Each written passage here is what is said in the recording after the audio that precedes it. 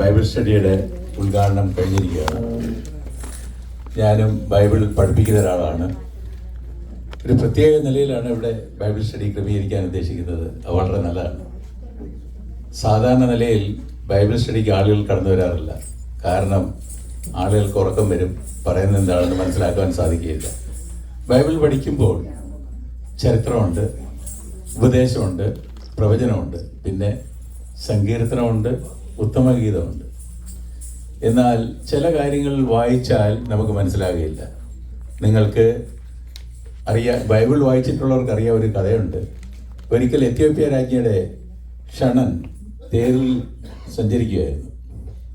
അപ്പോൾ അദ്ദേഹം യെശയ്യാ പ്രവചനം 53 അധ്യായമാണ് വായിച്ചുകൊണ്ടിരുന്നത്.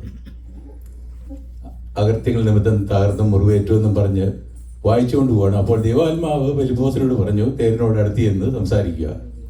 അപ്പോൾ ഫിലിപ്പോസ് തേരിനോട് അടുത്ത് ചെന്നു. ഷണ്ണൻ ഈ യെശയ്യാ പ്രവചനം 53 അധ്യായം വായിച്ചുകൊണ്ടിരിക്കുകയാണ്. അപ്പോൾ ഫിലിപ്പോസ് ചോദിച്ചു, നീ വായിക്കുന്നത് ഗ്രഹിക്കുന്നുവോ?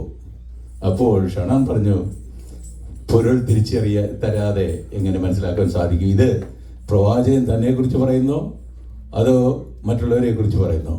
അപ്പോൾ വചനം പഠിക്കുമ്പോൾ അങ്ങനെയുള്ള കാര്യങ്ങളുണ്ട്. പ്രത്യേകിച്ച് വെളിപ്പാട് പുസ്തകം പഠിക്കാൻ പോകുമ്പോൾ അലങ്കാരിക ഭാഷയിലാണ് അത് എഴുതിയിരിക്കുന്നത്. അത് മനസ്സിലാക്കണമെങ്കിൽ അത്ര എളുപ്പമല്ല.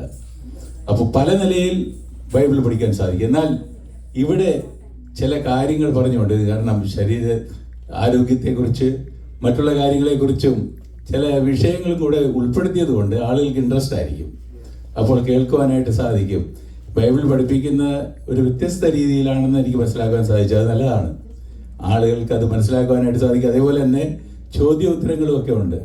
അപ്പോൾ അത് കൂടുതലായിട്ട് പഠിക്കാനായിട്ട് സാധിക്കും. ഒരാൾ പഠിപ്പിക്കുകയും മറ്റുള്ളവർ കേട്ടുകൊണ്ടിരിക്കുകയും ചെയ്യുമ്പോൾ അവർക്ക് മനസ്സിലാക്കാൻ പലപ്പോഴും പ്രയാസമായിരിക്കും. ചിലപ്പോൾ കൂടുതൽ നേരം ശ്രദ്ധിക്കാനായിട്ട് സാധിക്കുകയില്ല. എന്നാൽ ഒരു പ്രത്യേക നിലയിൽ ഇങ്ങനെ ബൈബിൾ പഠിപ്പിക്കുന്നത് വളരെ നല്ലതാണ്.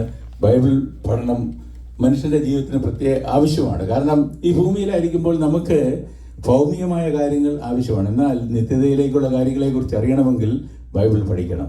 എന്നാൽ ചില വിഷയങ്ങൾ പഠിക്കുമ്പോൾ ബൈബിളിൻ്റെ പൊരുൾ തിരിച്ചു തരണം. എന്ന് പറഞ്ഞാൽ അത് എന്താണ് ഉദ്ദേശിക്കുന്നതെന്ന് മനസ്സിലാക്കി കൊടുക്കണം. അപ്പോൾ വായിക്കുന്നവൻ്റെ അറിവനുസരിച്ചും പഠിപ്പിക്കുന്നവരുടെ കഴിവനുസരിച്ചും നമുക്ക് കാര്യങ്ങൾ മനസ്സിലാക്കാൻ സാധിക്കും. എന്നാൽ ഈ പരിപാടി വളരെയധികം നന്നായിട്ട് പോകട്ടെ എന്ന് ഞാൻ പ്രാർത്ഥിക്കുന്നു.